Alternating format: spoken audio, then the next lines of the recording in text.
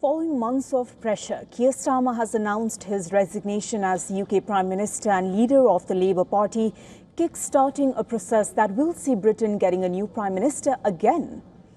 In a speech outside 10 Downing Street, Starmer conceded he had lost the support of his Labour Party MPs, also said he had informed King Charles of his decision to resign so that a new Labour leader and Prime Minister could be elected.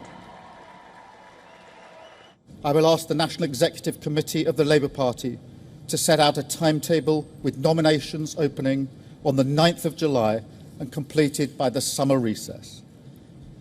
In the case of a contest, this will ensure a new leader is in place before Parliament returns in September.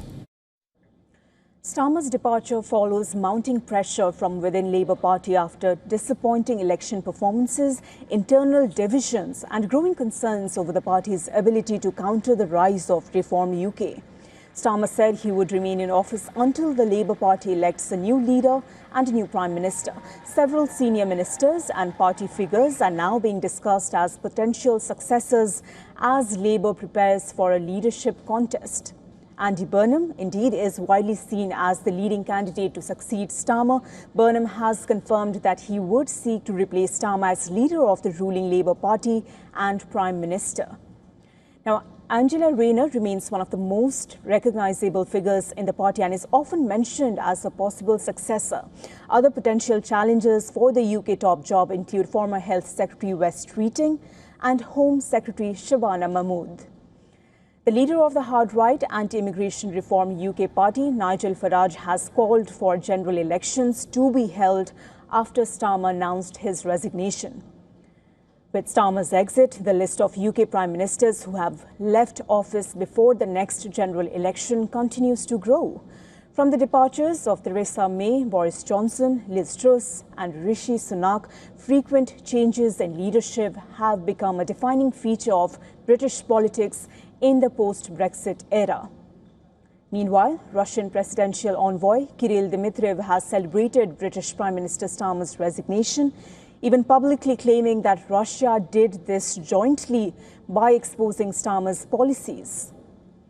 Starmer's resignation comes less than 2 years after Labour's sweeping victory in the 2024 general election. Starmer was nearly ousted in March over his ill-fated decision to appoint Peter Mandelson, a known associate of the late US sex offender Jeffrey Epstein, as the UK's ambassador to Washington.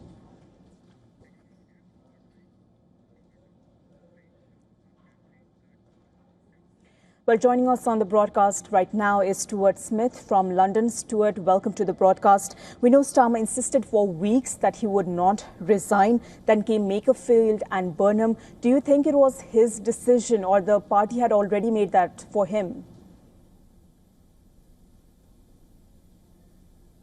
I think the key moment came over the weekend when it was confirmed that Andy Burnham had won a very decisive victory at his by-election in northwest England, and particularly because he beat Reform UK, the Labour Party's biggest threat, by such a margin.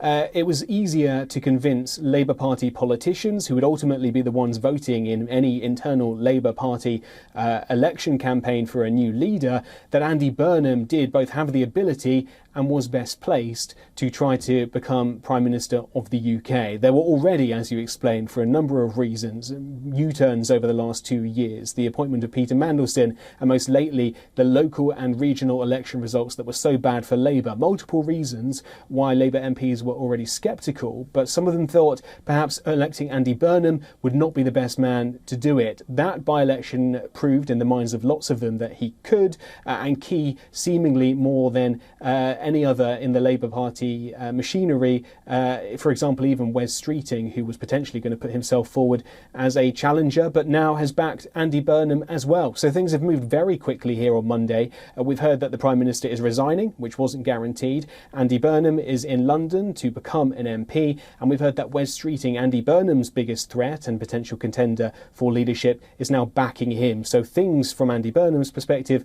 are moving into place very quickly, just as he hoped. Indeed, Stuart, it does look like Makerfield not just elected an MP, but the next Prime Minister even. Thank you for getting us the latest.